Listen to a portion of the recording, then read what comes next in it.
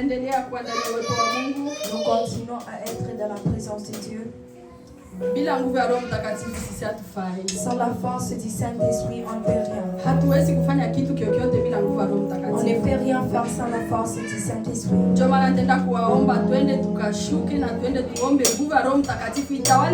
C'est pour cela que je vais vous demander d'invoquer le Saint-Esprit ici. Que ça puisse dominer ce soir. Que ça soit ici au début jusqu'à la fin. Bienvenue dans la prière.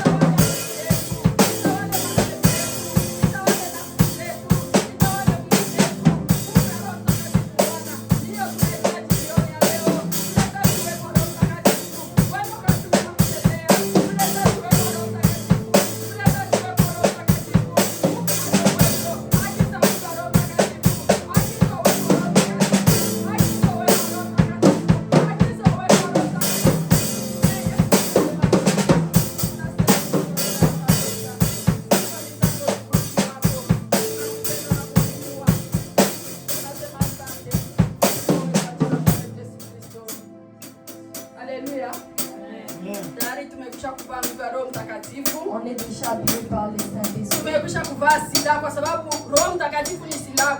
On est déjà vêtu du Saint-Esprit parce que le Saint-Esprit est. Laisse que cette arme qu'on a déjà pris dans nos mains, qu'on puisse neutraliser toutes les forces sataniques ici. Qu'on brise toutes les forces et les plans du diable. Dans nos familles, dans nos enfants. Ndani ya kila kitu kyote Bwana, tukavunja sana Dans toutes choses, qu'on puisse briser ces lames. Karibu kwa maombi. Bienvenue dans la prière. Tuko mbele zako Mungu rafiki mpendwa, Mungu mwenye uwezo, Mungu unayestahili sifa kabila ya Yuda. Tunakuja tena mbele zako Bwana, tunakuomba, tunakusihi kwenye nguvu. Acha ndo katupigane na kutushindia kila nguvu za giza, fulaka kusimu, kila kamera lesipeanse, kila mamadare yote tunakuja kwa kuharibu, tunasambua na kuteketeza kila mipango ya ibilisi, tunakuja na kusambua shetani na watu wake, tunatuma moto wa Yesu, shetani na kazi yake, tunatuma moto wa Yesu ndani ya makabila ya wachawi, moto wa Yesu tunateketeza, moto wa Yesu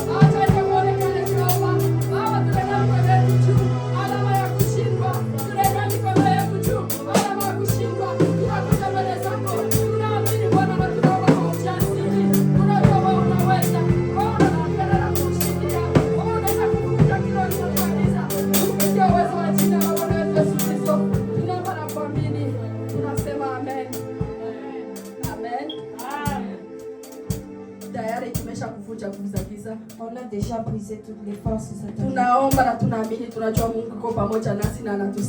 Nous prions et nous croyons que Dieu est avec nous et il nous écoute. Nous arrivons à un moment des requêtes. Elle va demander à Maman Ida de mettre toutes les requêtes entre les mains de l'Éternel. Les requêtes de l'Église, les requêtes des enfants, toutes les requêtes de la manière que l'Esprit de Dieu va la guider. Bienvenue, Mtakatifu, shema mkuu, Mungu muweza wa yote, Baba wa milele, mtakatifu wa watakatifu, Baba, mbele ya kutaja mahitaji yetu, wewe ulijua kwa siku ya leo tutaombea mahitaji, na tuna imani Baba yote umetimilika. Kwa maana wewe ulijua toka tungali tumboni mwa mama yetu, ulijua Baba japo hata mishinda ulimwengu haijawekewa. Baba, tazama tunakuja kukuonesha mahitaji yetu mikononi mwako. Unaijua na unaitambua, mwana wa Mungu. Tazama taifa lako, tazama kanisa lako, tazama watoto wetu, tazama wa vijana wetu. Sisi wote tuko mbele zako Baba, tuna mahitaji mbalimbali. Lakini Baba, tunakuja kuweka hitaji letu la kanisa mikononi mwako. Unalijua na kulitambua Baba. Yaliyo yako yatendeke, yaliyo ya shetani yasipate nafasi. Tazama wana wako jinsi wanahangaika Baba. Tazama wana wako jinsi wanalia Baba. Tunaomba sehemu ambapo tutaweka hekalu lako, ambapo tutasimama tukiliabudu jina lako, ambapo tutasimama tukikurudishia utukufu Baba. Tuna matumaini, una mipango mizuri kwa ajili ya kanisa, maana ulisema kwa imani tunaweza tukanisha milima, na sisi tuna imani siku moja Baba utatuelekania na kutupatia eneo ambapo tutasimama ndani ya kanisa tukicheza na kusherekea na kupiga vigeregere, na sifa na utukufu vitakurudia wewe. Asante Baba, maana tuna matumaini hayo na tunaiacha yote mikononi mwako. Tazama Baba, watoto wetu wanataka kwenda shuleni mwezi wa 9 Baba, tunaiacha mikononi mwako Baba. Watakapokwenda kusimama na kuanza masomo Baba, tunakutangulia wewe, maana wewe ni Mungu muweza wa yote. Utasimama mbele zao, utasimama Baba. Chochote ambacho watakwenda kukiona kuwa ngumu mbele ya masomo, utakiweka kiwe rahisi, mwana wa Mungu. Usiwaweke wawe watu wa kupata wa mwisho, bali utawaweka wawe watoto ambao watapata wa kwanza. Usimame kwa kile chochote ambacho, kwa masomo chochote ambacho wanachokiona kigumu mbele yao, ikiwa ni kuru ya matematike, ikiwa ni kuru ya Fransai, ikiwa ni kuru mbalimbali Baba. Chochote ambacho wanakiona ni kigumu ndani ya watoto, wanafunzi wote Baba, wende kiweke kiwe rahisi, ya mwana wa Mungu. Watakaposimama Baba, majibu ikuwe natoka kwako, majibu ikuwe natoka kwako Yesu. Wewe utasimama pamoja nao, utawashindia kwa kila jaribu zote za shetani, utawashindia na kila mafundisho yote mabaya ndani ya masomo,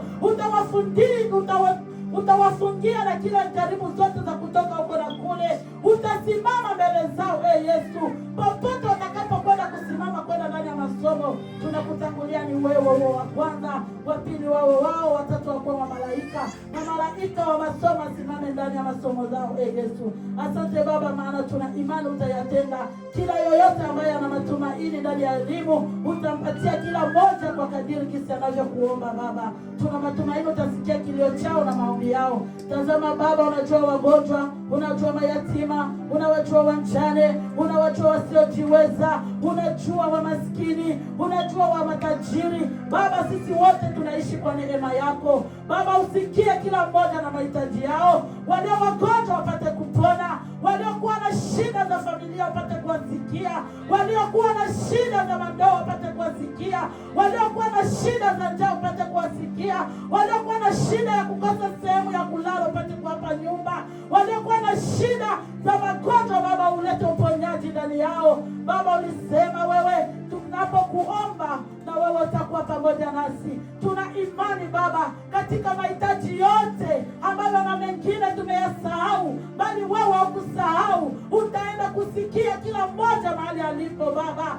Mahitaji ya wafungwa waliokuwa ndani ya maprizo ambao wamefungwa bila kosa yoyote Baba, utaenda kuwasikiliza, utaenda kuweka kesi zao zitakuwa wepesi ya mwana wa Mungu. Nina imani Baba utasimama kwa kila mmoja, hautamwacha hata mmoja. Hata sisi ambao tuko hapa Baba, kuna wengine walio mahitaji hapa na pale. Kila mmoja utaenda kusema na roho yake na utaenda kusikiliza chochote anachokililia mwana wa Mungu. Asante Baba, asante mwana wa Mungu, maana utatuacha kamwe. Utasikia mahitaji yetu na itapata solution na matumaini hayo. Kuomba ni kwetu lakini kutimia ni kwako, ni katika jina la Yesu Kristo Bwana Mwokozi wetu. Amen. Amen.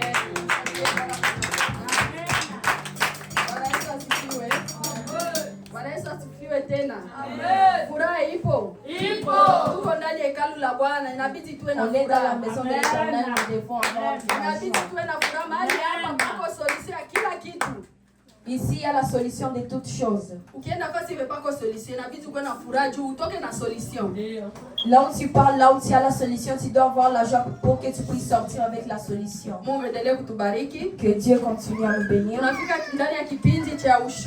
Nous arrivons dans les moments de témoignage. Elle n'a pas eu de feuille. Lakini mbele ya Mungu tunaruhusu wenye wako na shuhuda, tunawakaribisha hapa mbele. Mais devant Dieu, nous invitons ceux qui ont les témoignages d'avancer ici devant. Kwa sababu Mungu anafurahishwa na roho ya shukrani. Parce que Dieu est content avec les cœurs de remerciement. Kwa karibu kwa wale mwenye kwa na ushuhuda. Bienvenue à celui qui a les témoignages. Bwana Yesu asifiwe. Amen. Naona watu hawako tayari. Elle voit que les personnes ne sont pas prêtes. Mais elle sait qu'ils ont beaucoup de témoignages. Mais elle croit que le temps va arriver. Et ils vont témoigner. Elle va s'élever pour remercier Dieu. Elle dit beaucoup merci à Dieu. Premièrement pour le souffle de vie qu'il nous donne dans sa famille spirituelle comme Charmaine. Namshukuru Mungu ijapokuwa mtatizo ya kanisa lakini tungaliki tunasimama na tunashukuru. Merci à Dieu malgré les problèmes de l'église. Na shetani kwenye iko ajue kama hana uwezo. Il sache qu'il n'a pas la force. Naendelea kumshukuru Mungu pia. Elle continue à remercier Dieu encore. Mamangu alikuwa mgonjwa lakini amepona. Sa mère était malade mais elle est guérie. Nafurahia sana. Elle est vraiment contente.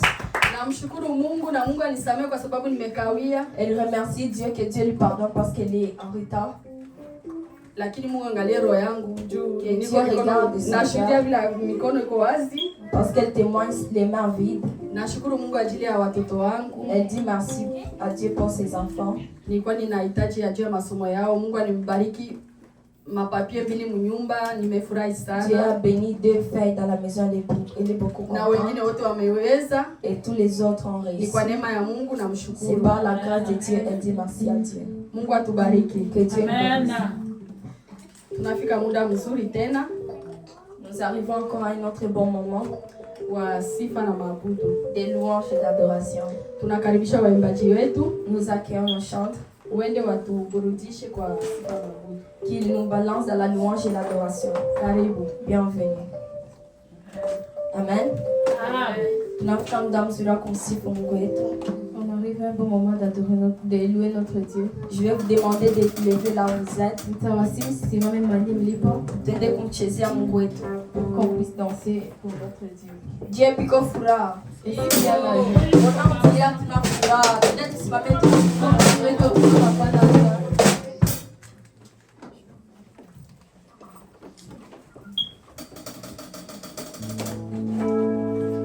Kembo, kembo, kembo, kuna na lola kembo. Kembo, hallelujah.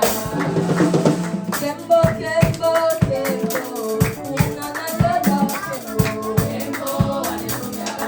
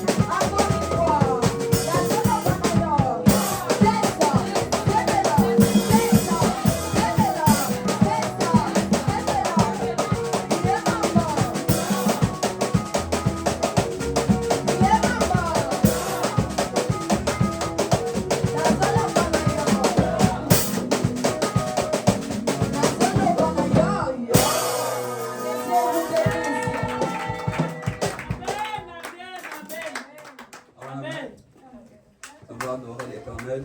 Utamwabudu Mungu. Commence déjà à te concentrer.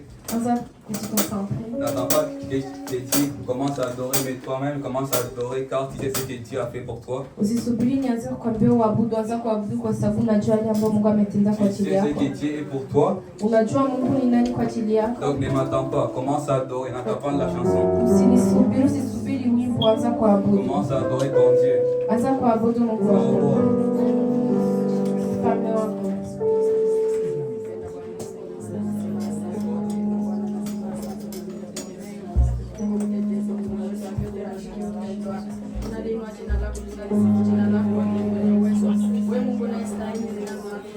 Wewe Mungu juu ya mbingu zote, wewe Mungu mwenye jina la ajabu, jina lenye nguvu, jina lenye uwezo, jina Bwana lenye mamlaka.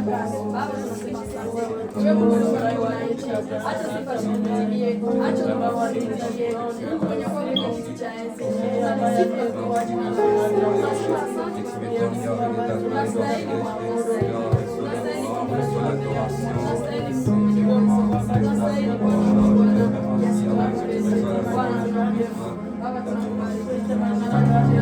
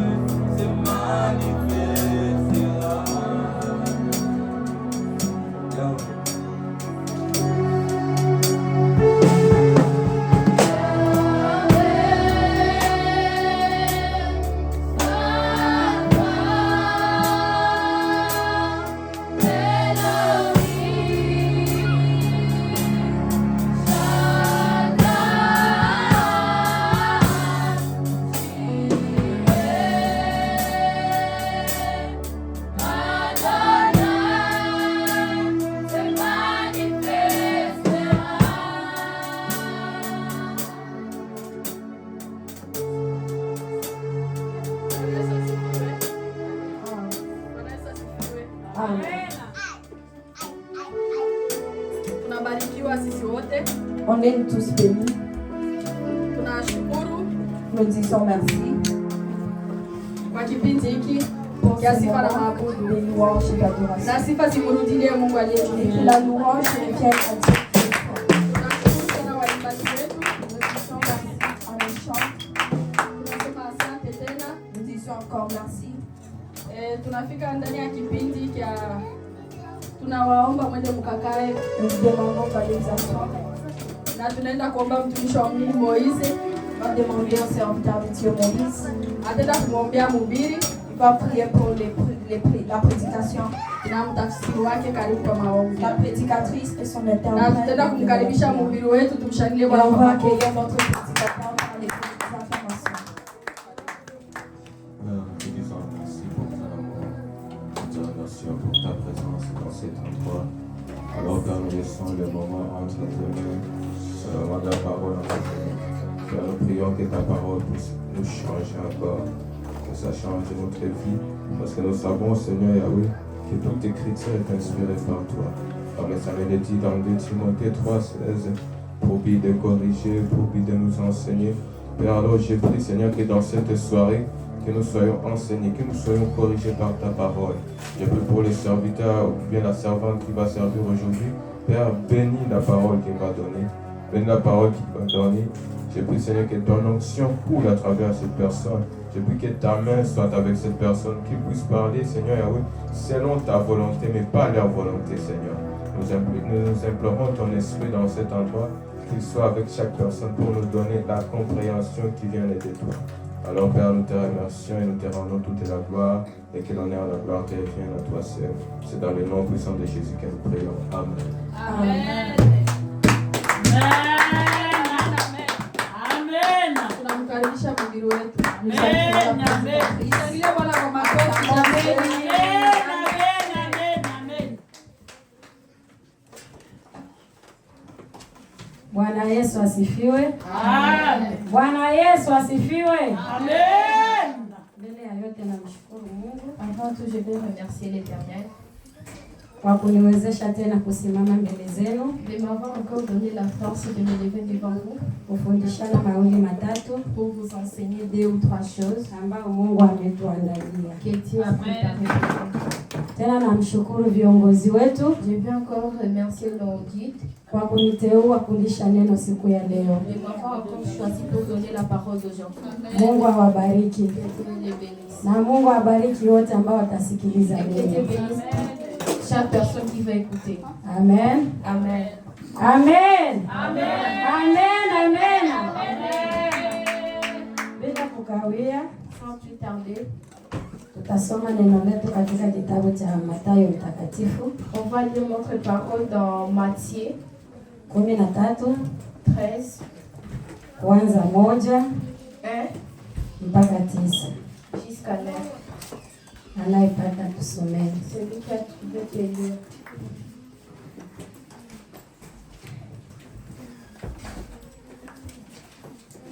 Lisons Matthieu 13, verset 1 à 9. Amen. La Bible déclare: ce même jour, Jésus sortit de la maison et s'assit au bord de la mer.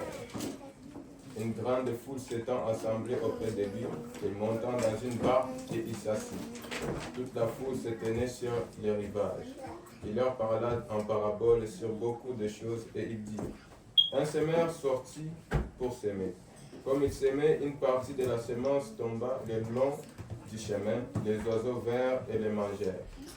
Une autre partie tomba dans les endroits pierreux et où elle n'avait pas beaucoup de terre. Elle leva aussitôt parce qu'elle ne trouva pas un sol profond.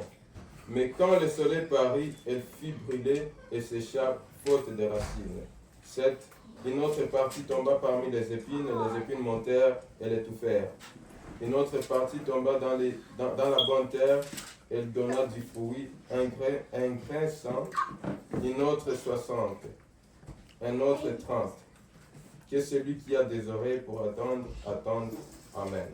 Amen. Bwana Yesu asifiwe. Amen. Bwana Yesu asifiwe. Amen. Hili neno Cette parole, linakuja kwangu na kwako. ça vient pour moi et pour toi. Ni mfano wa mpanzi. C'est un exemple d'un semeur.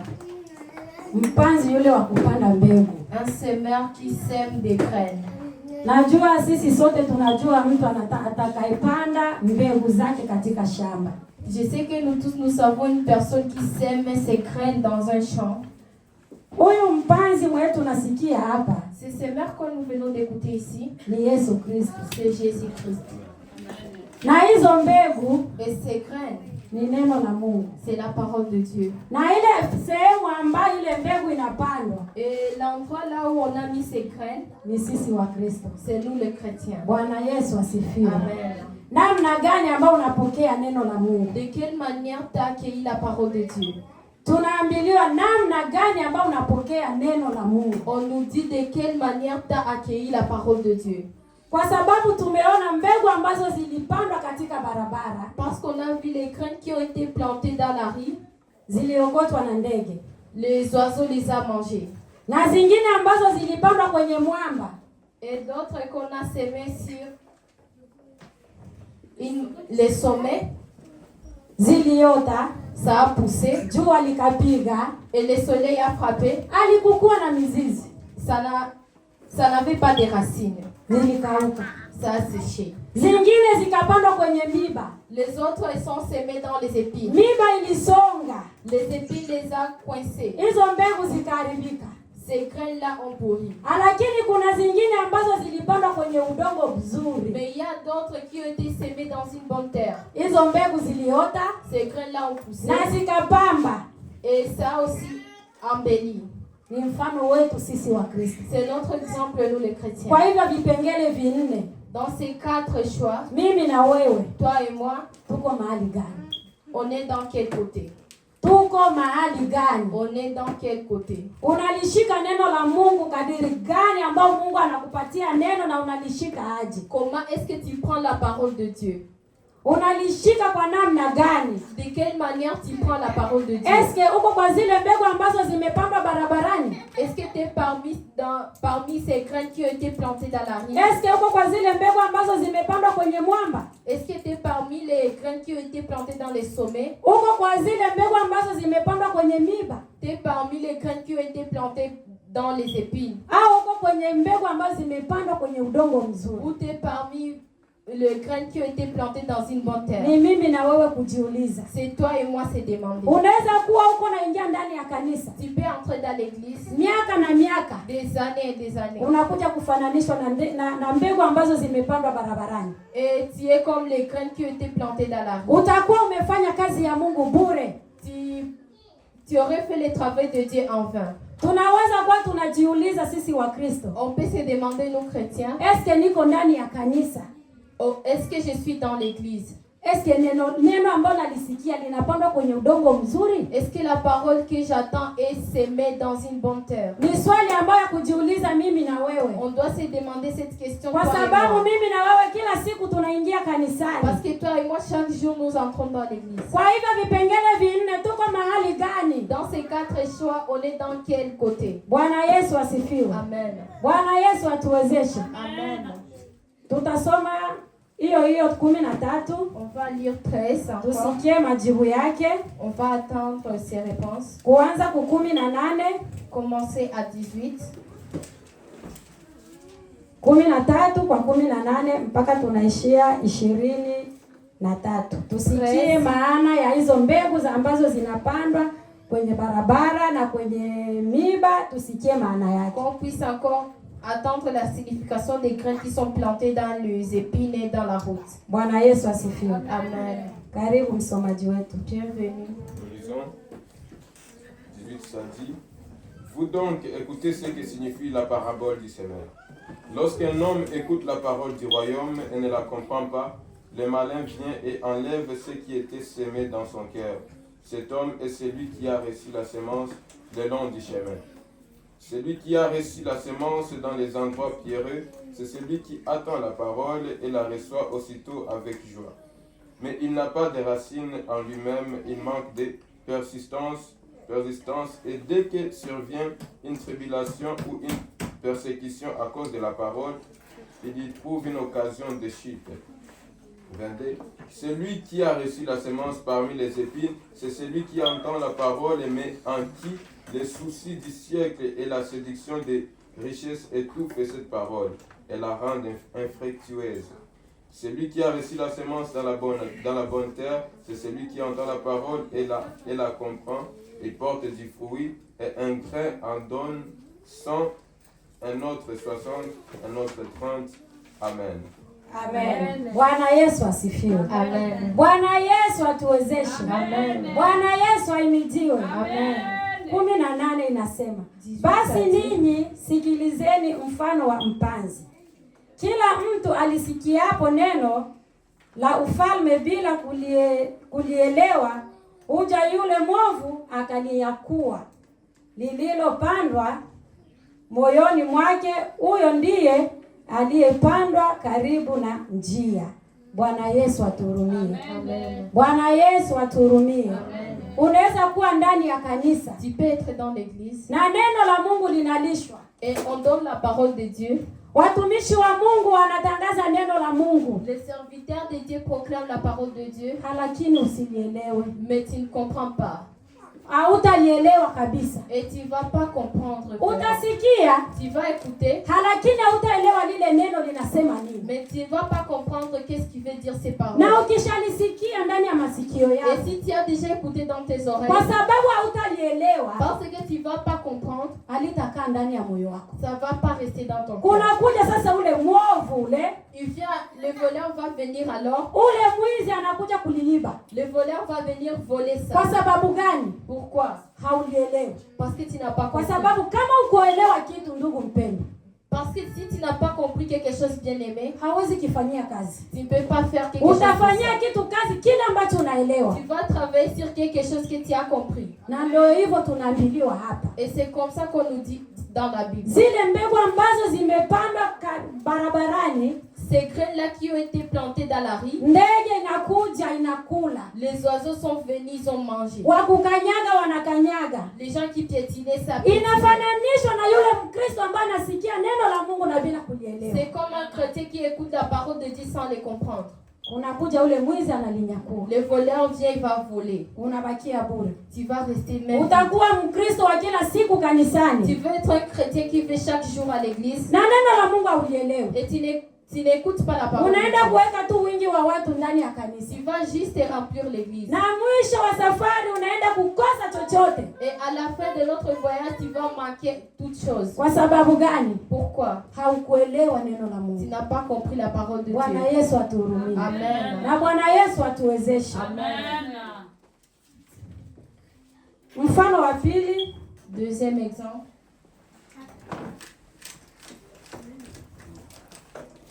naye aliyepandwa penye miiba, huyo ndiye alisikiaye lile neno, akalipokea mara kwa furaha, lakini hana mizizi ndani yake, bali hudumu kwa muda.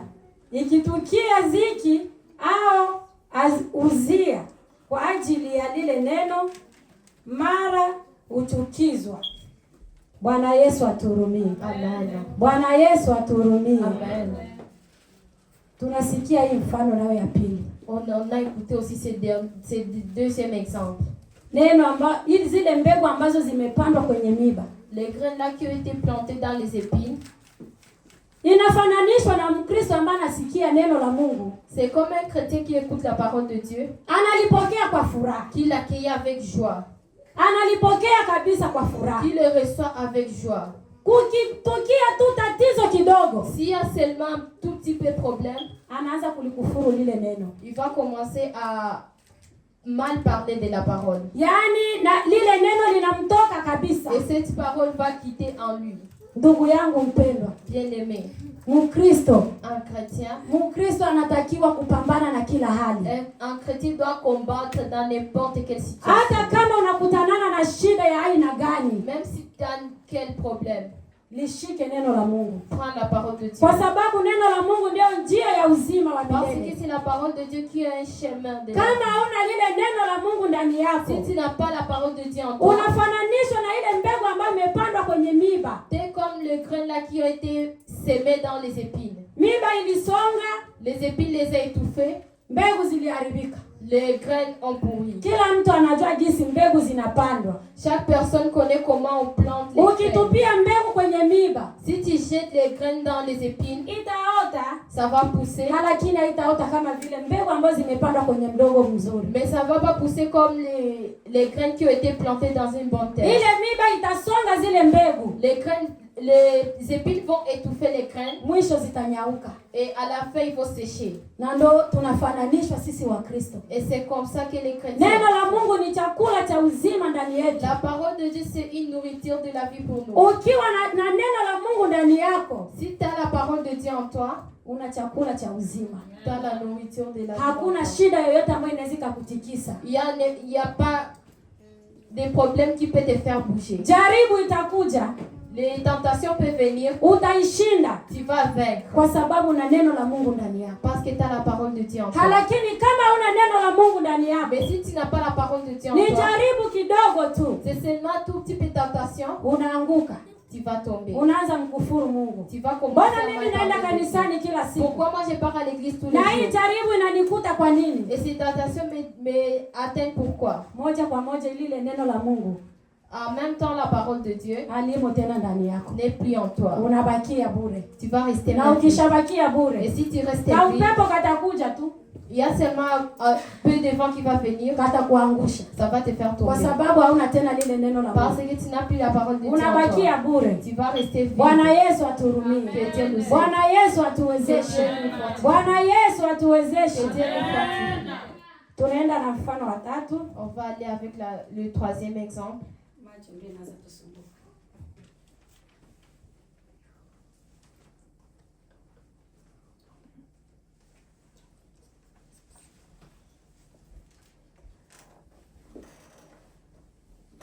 Bwana Yesu asifiwe. Amen. Unielewe tu macho. Kido nisomee kwa Kiswahili. Qui d'autre tu peux lire en Swahili? Mfano wa tatu tutasoma kwa jina la Yesu.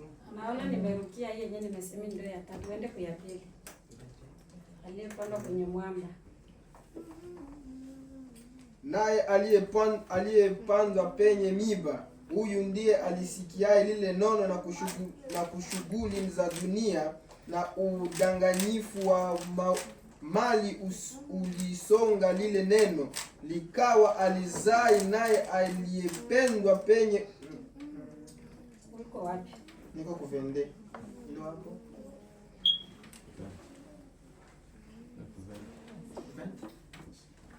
Tunasema kuventi.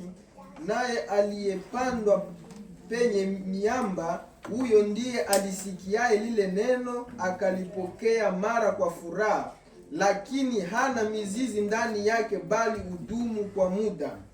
Ikitukia dhiki au udhia kwa ajili ya lile neno, mara uchukizwa. Naye aliyepandwa penye miiba, huyo ndiye alisikiaye lile neno na shughuli za dunia na udanganyifu wa mali uliosonga lile neno, likawa alizai. Amen. Amen. Bwana Yesu atuhurumie. Amen. Bwana Yesu atuhurumie. Amen. Kwa ajili ya shughuli za dunia, Pour les choses du monde, kwa ajili ya maisha, pour la vie, iko na tutenga mbali na neno la Mungu. ça nous met loin de la parole de Dieu. Ndugu zangu wapendwa, Bien-aimés, maisha la vie inatutenga mbali na neno la Mungu. nous met loin de la parole de Dieu. Kwa sababu gani? Pourquoi? Kama unalisikia neno la Mungu, Si tu écoutes la parole de Dieu, unalisikia kabisa, unalitekeleza, tu écoutes vraiment. kukija tu hali ya kukosa maisha, Si ça vient seulement des problèmes dans ta vie, nimekosa kazi, je manque le travail, napenda kununua hiki, nimekosa pesa, je voulais acheter quelque chose mais j'ai pas eu d'argent, unaenda kinyume na neno la Mungu. tu vas aller à l'encontre de la volonté de Dieu. Bwana Yesu atuhurumie. Amen. Bwana Yesu atuhurumie. Amen. Lakini tujue ndugu zangu, Mais qu'on puisse savoir, bien aimé. aliye ndani ya Yesu Kristo Celui qui est en Jésus hakosi pesa, ne manque pas d'argent, hakosi chakula. ne manque pas la nourriture. Kwa sababu gani? Pourquoi? Huko ndani ya Yesu. T'es en Jésus. Neno la Mungu linazama ndani yako. La parole de Dieu est en toi. Na yeye Mungu anaangalia huyu mtoto wangu hawezi hangaika. Et Dieu regarde, mon enfant ne peut pas être tourmenté. Kwa sababu yeye Mungu analisha ndege wa anga. Parce que lui, Dieu donne la nourriture aux oiseaux dans les cieux. Hata na sisi anatulisha. Même nous, il va nous faire manger. Hata kama ukose kazi, Même si tu manques le travail, usiende kinyume na neno la Mungu. ne pars pas hors de la volonté de Dieu. Utakuwa kama zile mbegu ambazo zimepandwa katika barabara. Tu seras comme les graines qui ont été plantées dans la rue. Utakuwa kama zile mbegu ambazo zimepandwa ndani ya mwamba. Tu seras comme les graines qui ont été plantées dans les sommets. Ndugu zangu mpendwa, Bien-aimé, hili neno linakuja kwa ajili yangu na wewe. cette parole vient pour moi et pour toi. Tujichunguze ni mahali gani ambapo tulipo. Qu'on puisse regarder dans quelle place on est. Eske niko nalipokea neno la Mungu kwa aina gani? Et de quelle façon je reçois la parole de Dieu. Neno la Mungu nalipokea kwa aina gani? De quelle façon je reçois la parole de Dieu. Eske unapokea neno la Mungu au ulielewi? Est-ce que tu ne comprends pas la parole de Dieu? Eske unapokea neno la Mungu yule mwovu anakuja kuliiba? Est-ce que tu reçois la parole de Dieu puis un voleur vient, il vole ça? Eske unapokea neno la Mungu, ziki za dunia, mali na nini vinakusumbua, neno la Mungu linatoka ndani yako? Est-ce que tu reçois la parole de Dieu mais il quitte encore en toi? Na sisi Wakristo ambao tunamwabudu Mungu kila siku, Et nous les chrétiens qui louons Dieu chaque jour, hatupaswi kufananishwa na hizo mbegu ambazo zinaharibika. on ne doit pas être comme les graines là qui sont abîmées. Tunapaswa kufananishwa na zile mbegu ambazo zimepandwa kwenye udongo mzuri. On doit être comme les graines qui ont été plantées dans une bonne terre. Kwa sababu zile mbegu ambazo zilipandwa kwenye udongo mzuri, Parce que les graines qui ont été plantées dans une bonne terre, ziliota na mwili mzuri, ça a poussé, zikapamba matunda. ça a donné des fruits. Inafananishwa na yule Mkristo ambaye analisikia neno la Mungu na kulitekeleza. C'est comme un chrétien qui écoute la parole de Dieu et faire les œuvres. Unasikiliza neno la Mungu na kulifanyia kazi. Tu écoutes la parole de Dieu et tu travailles sur ça. Hapo wewe unafananishwa na zile mbegu ambazo zimepandwa kwenye udongo mzuri. Là, tu ressembles comme des graines qui ont été plantées dans une bonne terre. Hata kama uko mkulima, Même si tu es un cultivateur, ukipanda mbegu zako kwenye udongo mzuri, si tu mets tes graines dans une bonne terre, na wewe umepanda, utafurahia mbegu zako. et toi qui as cultivé, tu vas être content de Kwa tes sababu graines. zitaota na mwili mzuri. Parce que ça va bien pousser. Na gisi zimeota na mwili mzuri na ndio gisi zitapamba. Et comme ça a poussé, et c'est comme ça que ça va devenir bon. Hivyo ndivyo Yesu Kristo anafurahia wale ambao wanalipokea neno lake. C'est comme ça que Jésus-Christ est content des gens qui reçoivent sa parole. Wanapokea neno lake na kulitekeleza na kulifanyia kazi. Ceux qui reçoivent la parole de Dieu et les pratiquer. Ndugu yangu mpendwa, Bien-aimé, tuko katika aina gani? on est dans quelle façon? Sisi Wakristo ambao tunakuja kila siku kanisani, Nous les chrétiens qui venons chaque jour à l'église, tusifananishwe na zile mbegu ambazo zimeharibika. qu'on puisse pas ressembler aux graines qui ont été abîmées. Tufananishwe na zile mbegu ambazo zimepandwa kwenye udongo mzuri. Qu'on puisse ressembler aux graines qui ont été plantées dans une bonne terre. Bubitu wa dunia buko natuma sisi tufananishwe na zile mbegu ambazo ziliharibika. Les choses de la terre fait que nous on ressemble aux graines qui ont été abîmées. Tuachane na mambo ya ulimwengu. Qu'on puisse laisser les choses de la terre. Tuachane na mambo ya dunia. Qu'on puisse laisser les choses de la Ili terre. tufananishwe na zile mbegu ambazo zimepandwa kwenye udongo mzuri. Pour qu'on puisse encore ressembler aux graines qui ont été plantées dans une bonne terre. Tukipanda kwenye udongo mzuri, Si on plante dans une bonne terre, siku moja tutapata hiyo maana faida ya kulisikiliza neno la Mungu. un jour on aura les bénéfices d'écouter la parole de Dieu. Kwa sababu Parce que hautaenda pata faida tu ne vas pas aller avoir des bénéfices na wewe umeharibika. et tu es déjà abîmé. Hakuna. Il n'y a pas. Ndege zimesha kula mbegu, Les oiseaux ont déjà mangé les graines. miba imesonga, Les épines ont déjà étouffé. miamba imesonga mbegu. Les sommets ont déjà étouffé les graines. hiyo neno haina maana tena ndani yako. Cette parole n'a plus d'importance en toi. Hakuna hata kidogo ndani yako. Il n'y a plus d'importance en toi. Yaani unatembea tu lakini hauna neno la Mungu ndani yako. Toi tu marches seulement mais tu n'as pas la parole de Dieu en toi. Tunapaswa tufananishwe na mbegu ambazo zimepandwa kwenye udongo mzuri. On doit ressembler aux graines qui ont été plantées dans une bonne terre. Tujitahidi sana sisi wa Kristo. Qu'on puisse vraiment s'efforcer nous les chrétiens. Kuwa nasikiliza neno la Mungu. Qu'on écoute la parole de Dieu. Na kulitekeleza. Et de bien les pratiquer. Na kulielewa. Et de bien les comprendre. Na kuliweka ndani ya moyo yetu. Et de mettre ça dans nos cœurs. Na kulifanyia sasa matendo yetu yaonekane. Et mettre alors en œuvre pour que nos œuvres on puisse les voir. Kwa sababu ukiwa na neno ndani yako, parce que si tu as la parole en toi, matendo yako yataonesha. Tes actes vont le montrer. Na yale matendo yako, et tes actes, ndio yale matunda sasa ambayo yanapamba kwa ile mimea. C'est alors les fruits qui vont pousser. Kwa sababu ukishapamba matunda, parce que si tu donnes les fruits, hautaambiwa kwamba yule mtu ni mwizi. On va pas te dire que cette personne vole. Mkinywa chako hamtatoka maneno mabaya. Dans ta bouche il va pas sortir de mauvaises paroles. Yaani mkinywa chako mnatoka maneno mazuri. Dans ta bouche va sortir des bonnes paroles. Kwa sababu gani? Pourquoi?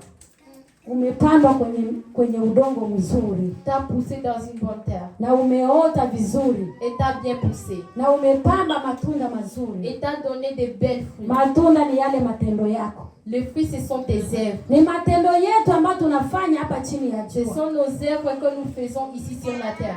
Ndio yanatuonesha tumepandwa kwenye udongo mzuri. Qui nous montre qu'on a été poussé dans une bonne terre. Na ndio yanaonesha neno la Mungu liko ndani yetu. Et c'est ce qui montre que la parole de Dieu est en nous. Ndugu yangu mpendwa, bien-aimé, mtu ambaye ana neno la Mungu ndani yake, une personne qui n'a pas la parole de Dieu en lui, utasikia maneno ambayo yanatoka mdomoni. Tu vas attendre les paroles qui sortent de sa bouche. Utashangaa. Tu vas être surpris. Na utakuta huyo et tu vas trouver celui-là. Ni Mkristo. C'est un chrétien. Anaingia kanisani. Il entre dans l'église. Kila siku, chaque jour. Lakini unakuta ndani yake mnatoka maneno ambayo hayampendezi Mungu. Et tu vas trouver que dans sa bouche il sort des paroles qui ne plaisent pas à Dieu. Kwa sababu gani? Pourquoi? Neno alimo ndani yake. Il n'y a pas la parole en lui. Lakini neno likiwa ndani yako, mais s'il y a la parole en toi, utaepukana na mambo ya dunia. Tu vas t'éloigner des choses du monde. Mbele ya kuongea utafikiria nikisema hiki kitakuwa kibaya. Avant de parler, tu vas penser si je dis quelque chose comme ça, kwa sababu neno la Mungu linakuongoza ndani ya maisha yako. Parce que la parole de Dieu te guide dans ta vie. Haitakuruhusu utembee vibaya. Ça va pas te permettre de mal marcher. Inakuonesha njia ya kupita. Ça va te montrer les chemins par pita hapa mwanangu, hapa ni passe ici mon enfant, ici c'est bien. Hapa ni pabaya. Ici c'est mauvais. Neno la Mungu linakuongoza. La parole de Dieu va te guider. Kwa sababu tunaambiliwa neno ni taa ya miguu yetu. Parce qu'on nous dit que la parole de Dieu c'est la lumière pour nos pieds. Ukiwa na taa ndani ya miguu yako, et si tu as la lumière sur tes pieds, lazima utaona njia ambayo unapitia. Tu vas voir le chemin par où passer. Lakini kama huna taa miguuni mwako, mais si tu n'as pas la lampe sur tes pieds, utatembea na giza. Tu vas marcher avec na katika ile giza ambayo unatembea nayo, et avec ces ténèbres, lazima itakuingiza kwa mambo mabaya. Ça va te mener dans des mauvaises choses. Mpendezi Mungu. Qui ne plaît pas à Dieu. Bwana Yesu atuhurumie. Bwana Yesu atuwezeshe. Que Dieu nous fortifie. Neno la leo, la parole d'aujourd'hui, ilitukumbusha mimi na wewe, ça nous rappelle toi et moi, jinsi ya mfano wa mpanzi, comme un exemple d'un semeur, jinsi alivyopanda mbegu zake, comme il a semé ses graines. Na tumesikia mifano yote. On a écouté tous les exemples. Inabakia mimi na wewe tujiulize, ça reste que toi et moi on puisse se poser, tuko sehemu gani? De quel côté on est? Na ninaamini, et je crois, Mungu anatuwezesha. Dieu va nous fortifier. Atakuwa pamoja nasi. Il sera avec nous. Neno hili ndogo, ces petites paroles, likae kwenu na kwangu, que ça puisse rester en vous et à moi. Katika jina la Yesu Kristo. Au nom de Jésus de Nazareth.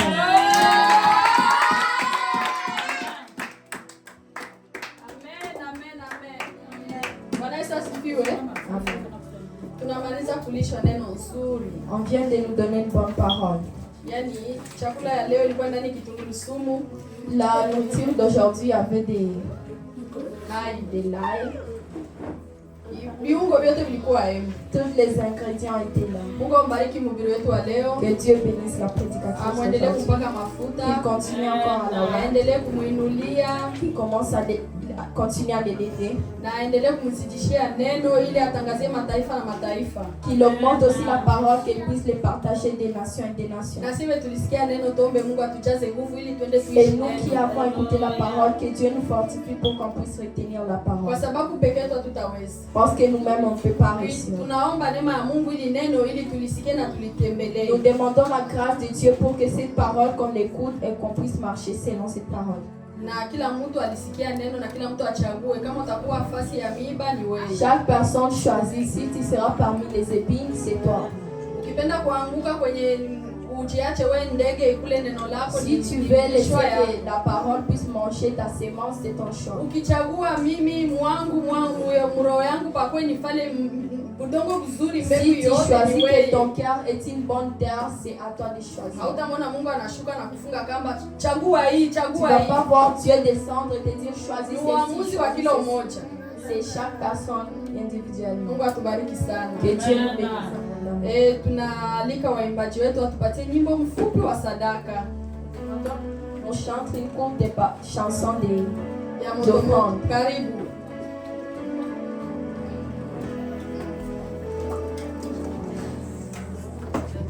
Tunaomba protokoli yetu atuletee kitunga hapa.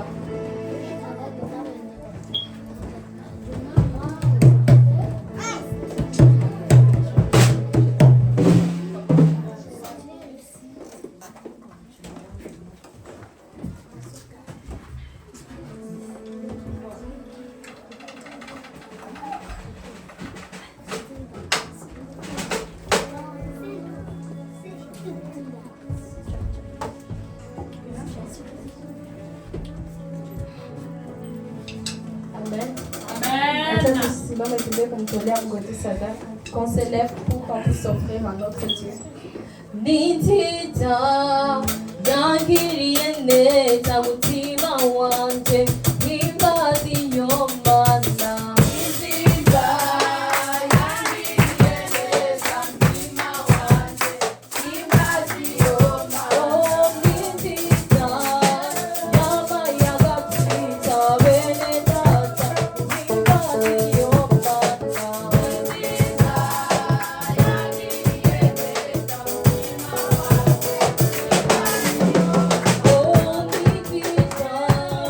Oh,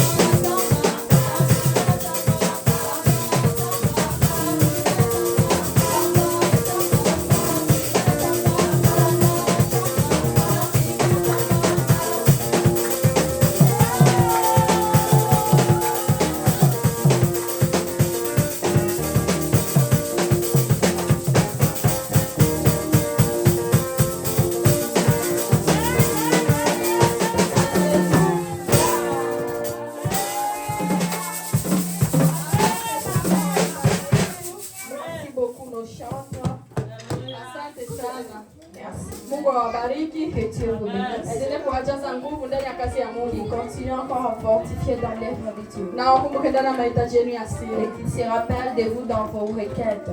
Tunapita kingine kipindi. Nous passons à un autre moment. Tunaenda kumwalika Mama Angelani atombee sadaka. On va inviter Maman Angelani de prier pour l'offrande.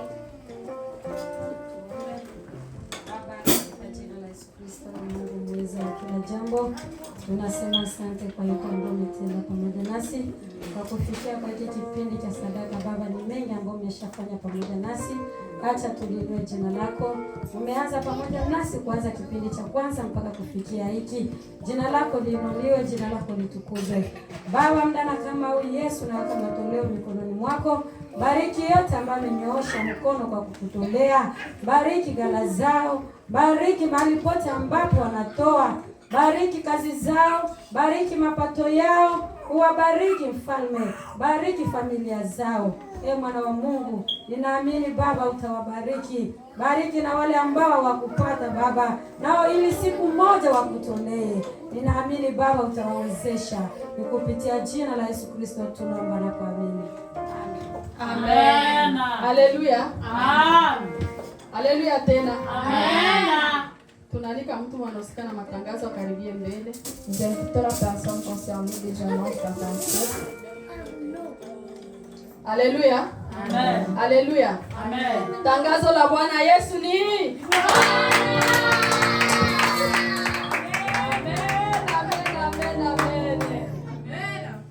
matangazo yetu ni ya kawaida. Nos annonces sont habituelles. Kesho siku ya tatu, demain le mercredi, ni répétition ya wa malaika. La voix de Dieu. C'est la répétition de la voix de Dieu. Na siku ya tano ni répétition ya waimbaji wote. Et le vendredi c'est la répétition de tous les chants. Na siku ya sita tunawakaribisha kwa mama Aida ajili ya dada yetu Achira.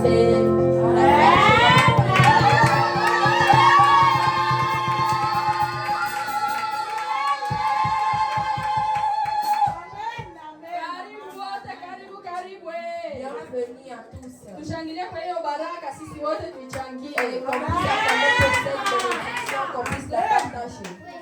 Amen. Tunafika mwisho wa ibada yetu ya leo. J'apprends la fin de notre service Tunashukuru Mungu alikuwa pamoja nasi hadi mwanzo mpaka mwisho. Naenda kumwalika mtumishi wa Mungu Kindo atufungie mkutano. Le serviteur de Dieu qui est bienvenu. Tuombe. Mtakatifu Mwenyezi Mungu, tumekuja mbele zako tusema asante Bwana kwa Mungu kama wewe. Baba, tusema asante maana pamoja nasi kama Alfa nafika mwisho ndio pamoja nasi kama Omega, jina lako litukuzwe. Baba, tusema asante maana ulipata kutuonekania siku ya leo. Acha tuseme asante maana service ya leo ilikuwa service yenye baraka mtakatifu. Acha tuseme asante maana maombi ya leo ni maombi ambayo tumepata kuona mkono wako. Na acha tuseme asante kwa yote makuu na maajabu umefanya kipindi cha service mtakatifu. Baba, tunakufunga ibada leo lakini tufunge baraka zako. Tunaomba endelee pamoja nasi mahali pote tuendapo. Baba, tulinde usiku wa leo, uende kutuonekania usiku mzima mtakatifu. Tazama tunalala kama vile wafu Baba. Tuomba malaika zako ulinzi wapate kuja kutulinda usiku wote mtakatifu. Asante maana kwamba ni kwetu na kutimiza ni kwako. Twafunga ibada hii lakini tufunge baraka zako. Baraka zako ziendelee kukua pamoja nasi mahali pote tuendapo, ni kupitia jina la Yesu Kristo wa Nazareti tukiomba na kuamini. Amen. Amen. Twende na amani ya Kristo na Mungu atubariki. Shalom.